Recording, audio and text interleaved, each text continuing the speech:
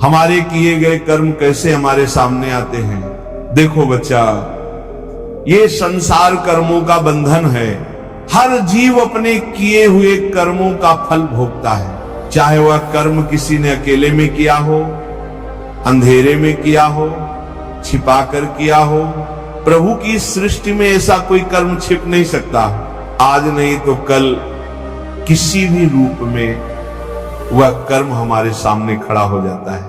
सज्जनों, शास्त्र कहते हैं कर्मणा बधते जंतु कर्मणा एव प्रच्युतः, अर्थात जीव अपने कर्मों से ही बंधता है और कर्मों से ही छूटता है। कोई कितना भी बलवान हो, कितना भी बुद्धिमान हो, कितना भी धनवान हो, अपने कर्मों से बच नहीं सकता।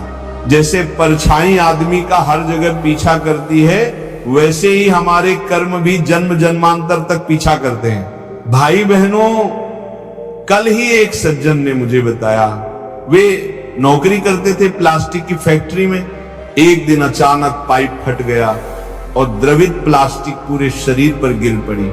जिंदा आदमी जल गया।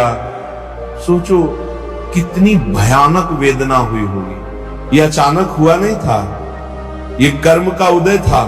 पूर्व जन्म में जो कर्म किया था उसका फल ऐसे मिला। जब तक कर्म का पाण पूरा नहीं होता तब तक वह पीछा नहीं छोड़ता।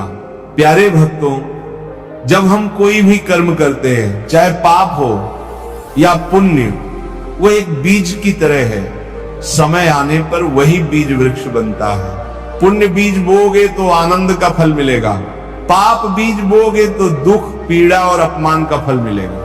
और ये नियम है कि बीज छोटा होता है लेकिन फल बहुत बड़ा। एक छोटी सी गलती, एक गलत संकल्प, एक गलत वासना जीवन को दुखों के समुद्र में डाल देती है। भक्तों, शास्त्र कहते हैं कि कर्मों से जीव को 3 प्रकार के दुख मिलते हैं। पहला, परिणाम दुख। जब कोई भोग आरंभ में सुख लगता है लेकिन बाद में दुख देता है, जैसे कोई व्यसनी शराब पीता है, पहले क्षणिक आनंद मिला पर बाद में बीमारी, अपमान और टूटन। दूसरा, तप दुख। जब हम दूसरों का सुख देखकर जलते हैं, तुलना करते हैं, दूसरों का वैभव देखकर मन में जलन होती है, यह भी हमारे अपने कर्मों का ही परिणाम है। तीसरा, संस्कार दुख। पूर्व जन्मों के संस्कार हमें बार बार उसी ओर खींचते हैं जहां से हम छूटना चाहते हैं। कोई साधक भजन करना चाहता है लेकिन पुराने संस्कार उसे बार बार वासना और भोग की तरफ खींचते हैं। संसार के सारे संबंध देखने में सुखद लगते हैं परंतु वे दुख का कारण बनते हैं। पति पत्नी का रिश्ता जब धर्म पर आधारित हो तो सुख देता है, लेकिन मोह और वासना पर आधारित हो तो दुख का कारण बनता है। माता पिता और संतान का रिश्ता अगर धर्म सम्मत है तो वरदान है, लेकिन स्वार्थ पर आधारित है तो अभिशाप है। एक सच्ची घटना सुनो।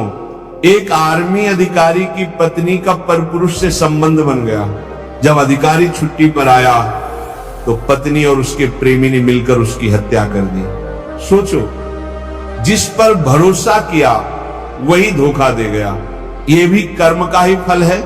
भाई बहनों, जब जीव मरता है तो कर्म साथ जाते हैं, शरीर यहां छूट जाता है, धन दौलत रिश्तेदार सब यहीं रह जाते हैं, लेकिन कर्म साथ चलते हैं और अगले जन्म का शरीर उन्हीं के अनुसार मिलता है।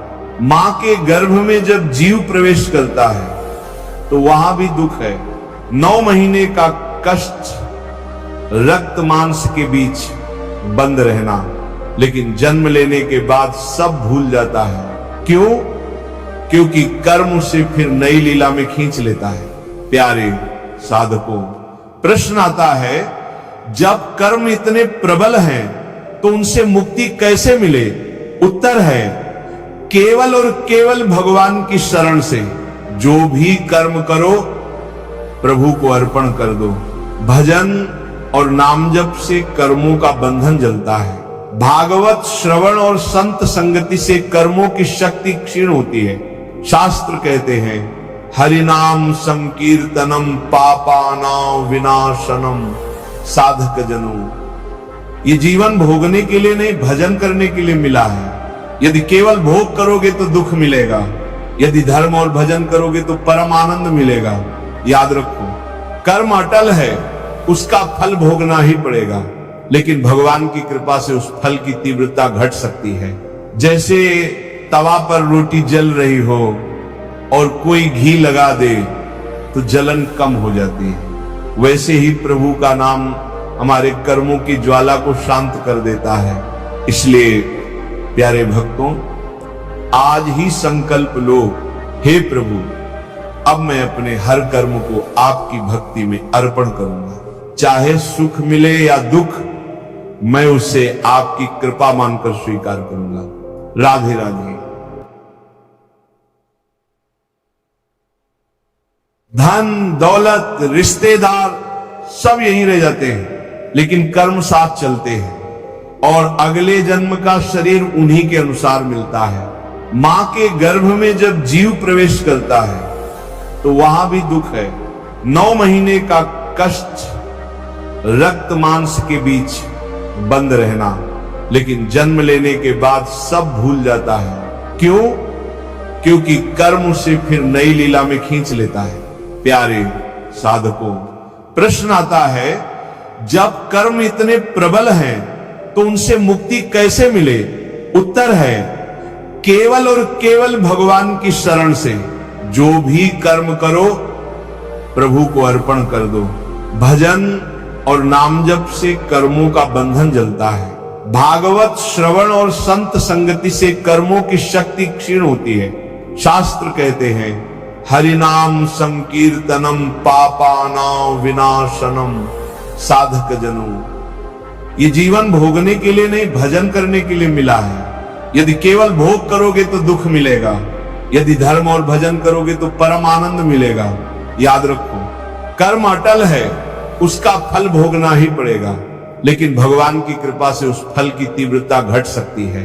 जैसे तवा पर रोटी जल रही हो और कोई घी लगा दे तो जलन कम हो जाती है, वैसे ही प्रभु का नाम हमारे कर्मों की ज्वाला को शांत कर देता है। इसलिए प्यारे भक्तों, आज ही संकल्प लो, हे प्रभु, अब मैं अपने हर कर्म को आपकी भक्ति में अर्पण करूंगा। चाहे सुख मिले या दुख, मैं उसे आपकी कृपा मानकर स्वीकार करूंगा।